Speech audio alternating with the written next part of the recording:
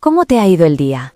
Sé que a veces no apetece ni responder a esa pregunta, pero aún así te la haré.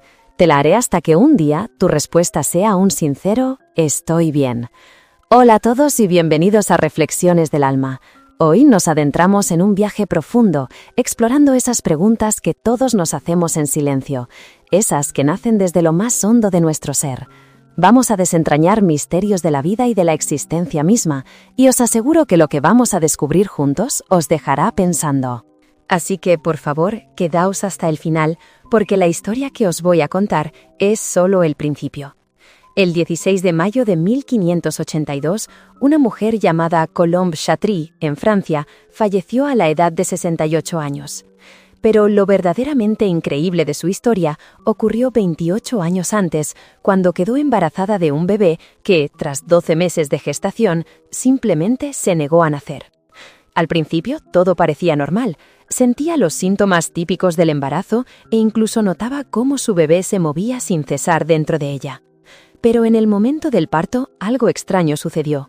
A excepción de una gran cantidad de líquido amniótico mezclado con sangre, ningún niño vino al mundo. Las contracciones y los dolores de parto se desvanecieron como por arte de magia. Sus pechos volvieron a su tamaño normal, su menstruación regresó y los movimientos del feto cesaron por completo. Hasta el final de sus días, Colombe sufrió constantes dolores de estómago, falta de apetito y un malestar general. Pero como sus síntomas eran tan irregulares, nunca buscó un diagnóstico médico. Los rumores y las especulaciones no terminaron ni siquiera con su muerte. Su propio esposo, carcomido por la duda y sospechando que su hijo podría seguir vivo dentro del cuerpo de su mujer, llamó a los médicos para que realizaran una autopsia. En el abdomen de Colombe, los doctores encontraron una masa anormal. Al principio pensaron que era un tumor, pero cuando la dura cáscara que lo recubría se rompió, lo que vieron ante sus ojos los dejó a todos petrificados de horror. Dentro había un feto de una niña, acurrucado, con una estructura de cabello y dientes perfectamente visible. Su cabecita, con la fontanela aún abierta, estaba inclinada hacia la izquierda, apoyada sobre su propio brazo. Su brazo derecho se extendía hacia el ombligo, con la mitad del antebrazo metido profundamente en su propio abdomen. Es difícil siquiera imaginar que esta pequeña criatura había permanecido en el cuerpo de su madre durante 28 largos años. Solo cuando su madre murió, pudo por fin ver la luz, pero, trágicamente, ya no había en ella ni un solo rastro de vida.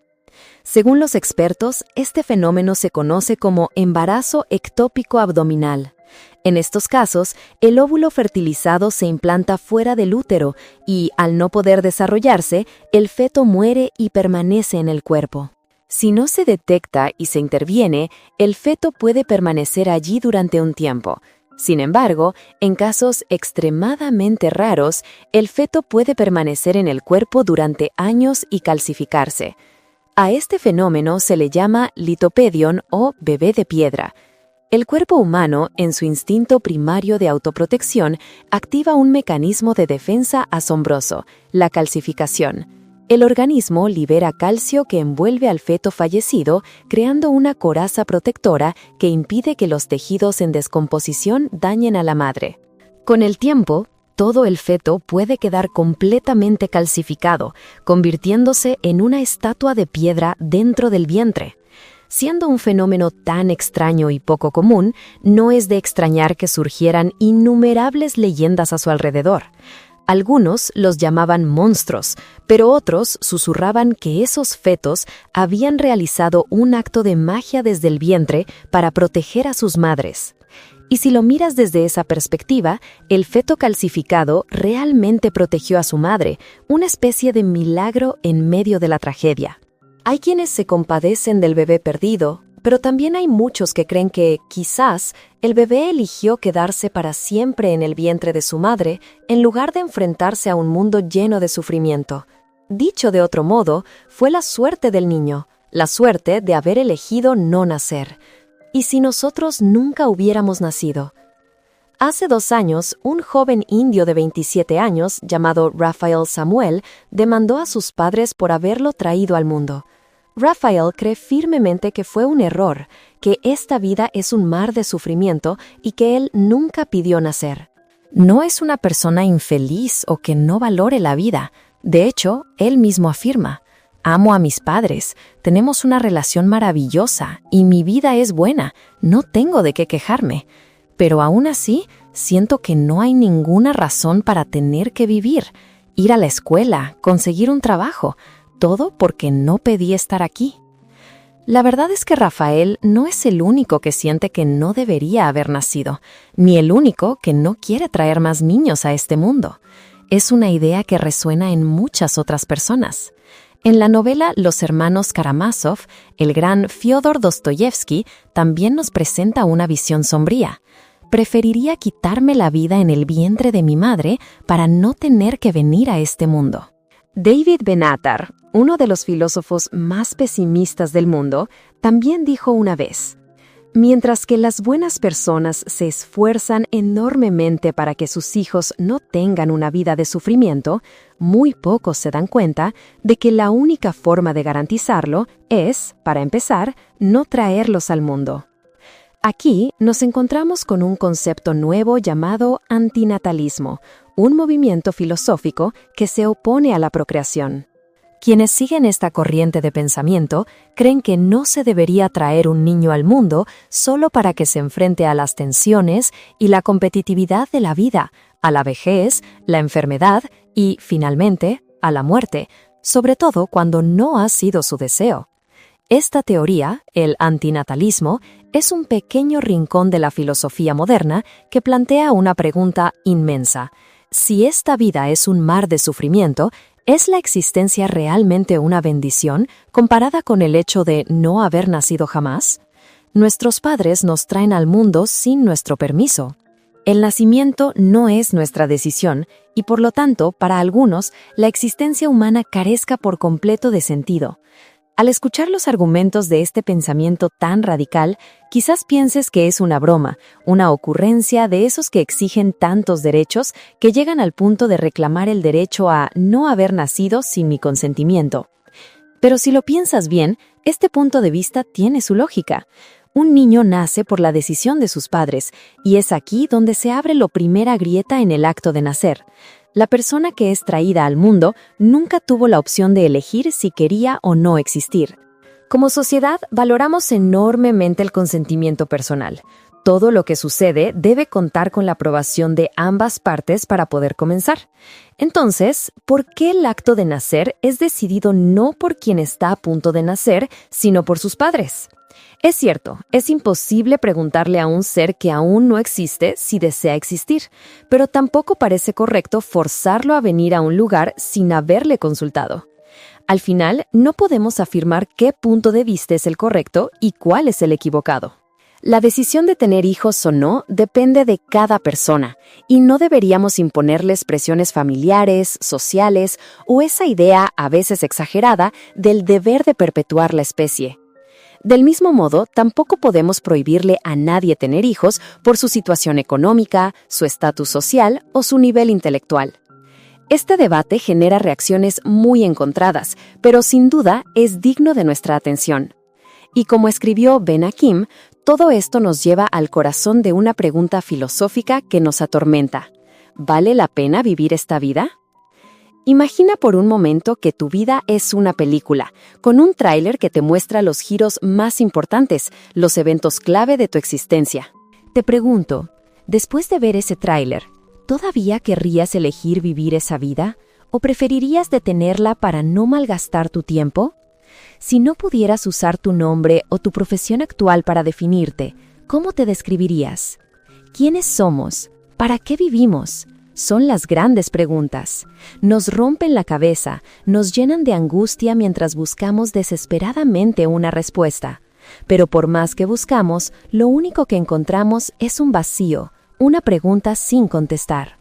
El ciclo se repite sin fin. No sé quién soy, ni cuál es mi propósito. Vivo, pero no siento felicidad. Tal vez no debería haber nacido.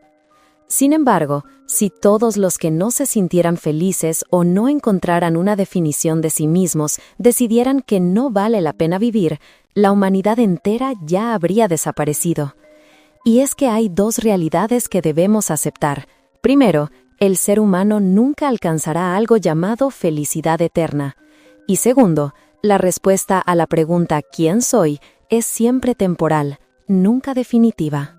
El mecanismo de nuestro cerebro, heredado a lo largo de millones de años, explica por qué quizás nunca alcancemos una felicidad permanente. Hace millones de años, el ser humano solo anhelaba tener suficiente para comer y no enfermar. Tras las revoluciones agrícola e industrial, logramos resolver estas necesidades básicas, pero, por supuesto, no fue suficiente. Cuando no tenemos dinero, creemos que el dinero es la felicidad. Quien tiene dinero pero no salud, solo desea poder levantarse de la cama. Quien no tiene amor se aferra a la idea de que el amor es la fuente de toda vida. Siempre vivimos con esperanza, y una vez que alcanzamos lo que anhelábamos, comenzamos a sentirnos decepcionados de nuevo. Nos esforzamos por perseguir ese destino llamado felicidad, pero al llegar nos preguntamos, ¿y bien, ahora qué? Esto no es suficiente, no me siento satisfecho. Así funciona el mecanismo de nuestro cerebro. El ser humano nunca tendrá una felicidad eterna. Esa es nuestra motivación para vivir y al mismo tiempo es el hermoso sufrimiento de nuestra especie.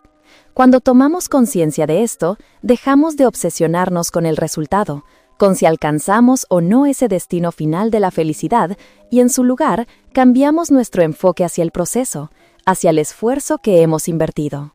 En ese momento, ya no nos sentimos presionados a responder la pregunta ¿quién soy?, porque entendemos que todo es temporal.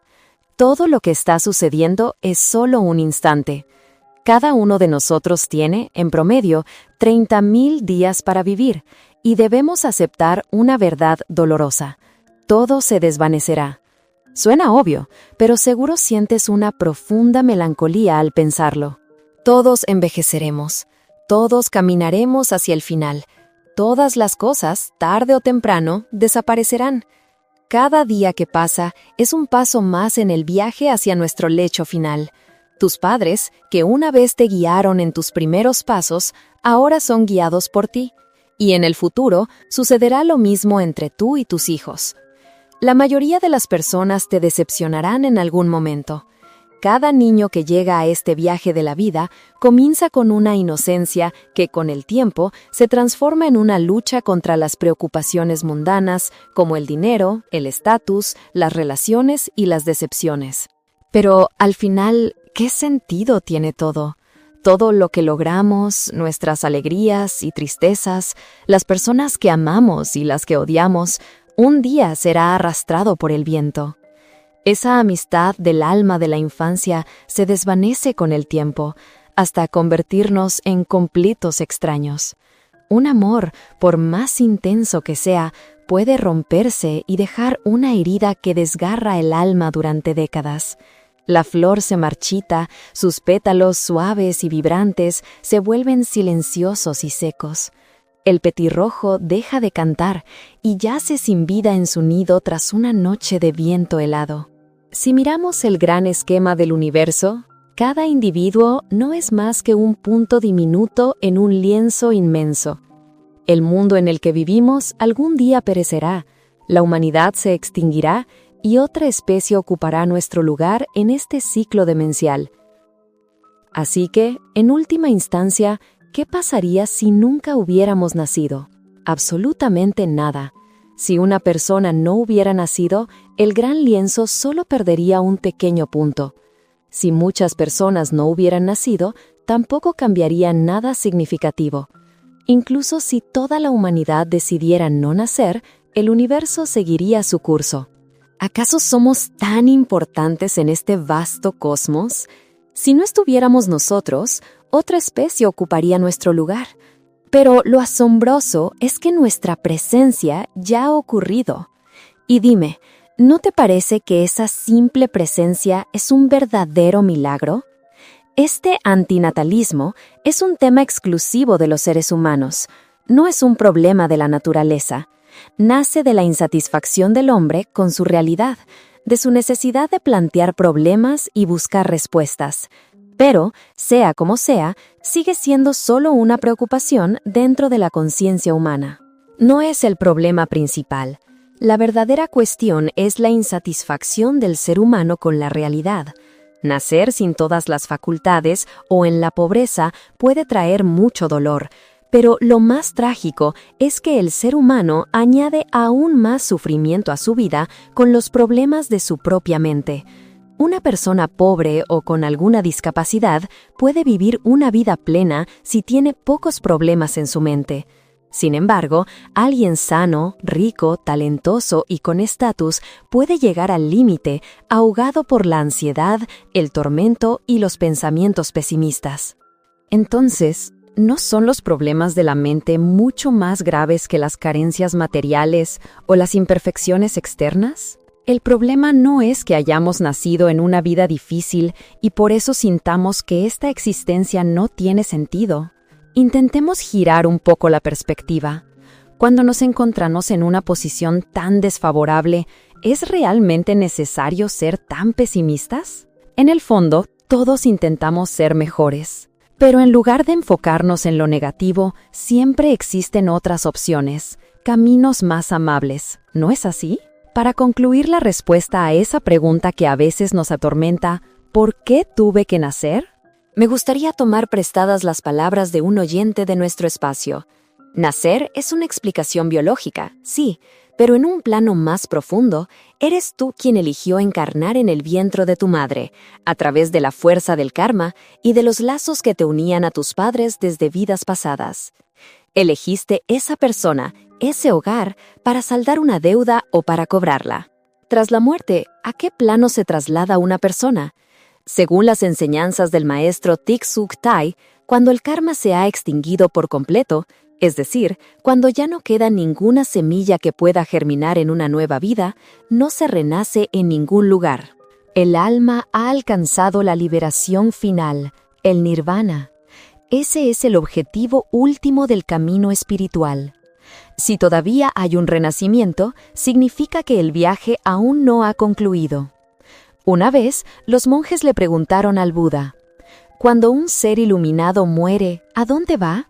Y el Buda respondió, «Como la leña que se consume, el fuego se extingue». La leña representa el karma y el fuego la esencia del ser. Cuando la leña se agota, el karma se disuelve. Mientras haya karma, habrá renacimiento. Cuando se acaba, el ciclo termina. Para aquellos que aún tienen karma, el renacimiento es inevitable, pues todavía hay ignorancia y apego. El nacer en una familia rica o pobre, feliz o desdichada, depende del mérito y del bagaje espiritual que cada uno trae consigo. Como bien compartió aquel oyente, antes odiaba el día de mi cumpleaños porque detestaba el hecho de haber nacido e incluso pensé en terminar con todo. Pero después comprendí que mi llegada a esta familia fue una elección mía, guiada por la fuerza de mi propio karma, no algo pasivo que simplemente me sucedió. Así que ahora he dejado de culpar a la vida y a los demás. Acepto que debo saldar estas deudas del alma con mis padres y con el mundo, para que cuando me vaya pueda hacerlo en paz, con todo pagado. Y al mencionar estas deudas kármicas, no queremos juzgarte ni decir que las dificultades que enfrentas son culpa tuya. Nuestra intención no es culparte en absoluto. Lo que deseamos es que comprendas que cada persona importante en nuestra vida, padres, abuelos, hermanos, pareja, amigos, está aquí por una conexión predestinada. Nos encontramos para saldar deudas o para recibir lo que se nos debe. Cuando entendemos esto, una profunda aceptación florece en nuestro interior. Nos esforzamos por vivir con integridad para cerrar esos ciclos y poder abrazar plenamente las oportunidades que vendrán después. De niño, ¿quién no ha preguntado alguna vez, «Mamá, ¿cómo nací?» Yo no fui la excepción. Quizás otras madres cuentan que a sus hijos los trajo la cigüeña o que los encontraron en un campo de coles. Mi madre, sin embargo, me dijo que yo había nacido de su pantorrilla. Y yo, al mirar mis propias pantorrillas robustas, me lo creí. Me imaginaba a un bebé diminuto, como un gatito, aferrado a la pierna de mi madre. Con el tiempo, claro, entendí que no era verdad. Un día, mi madre me mostró las estrías en su vientre y me contó la verdadera historia de mi nacimiento. Mientras mi mano recorría la larga cicatriz vertical de la cesárea, rompí a llorar. El proceso de crear una vida es una historia a la vez sobrecogedora y milagrosa. Que un ser humano pueda crear a otro ser humano. Piensa en ello. Tú, yo, todos nosotros, alguna vez fuimos tan pequeños que cabíamos perfectamente en el suave vientre de nuestra madre. ¿Acaso no es eso una especie de magia? Le pregunté a mi madre, ¿te dolió? Ella solo sonrió y respondió, dolió, sí, pero valió la pena cada segundo. En el momento en que vi a ese bebé diminuto, rojo y llorando a pleno pulmón, cuando lo pusieron sobre mi pecho, no sentí nada más que una felicidad inmensa. En ese preciso instante lo supe. Supe que, aunque me dieran la oportunidad de elegir de nuevo 1.000.000 de veces, siempre elegiría nacer. Elegiría ser yo mismo. Y si existieran 1.000 vidas más, en todas y cada una de ellas, seguiría queriendo ser el hijo de mis padres. Si esta reflexión ha resonado contigo, si ha tocado una fibra de tu corazón, te invitamos a que nos dejes un me gusta. Suscríbete a Reflexiones del Alma para que sigamos compartiendo estos viajes interiores juntos. Y si crees que alguien más necesita escuchar este mensaje, no dudes en compartir el video. Nos encantaría leer tus pensamientos y tus propias experiencias en la sección de comentarios. Gracias por habernos acompañado hasta el final.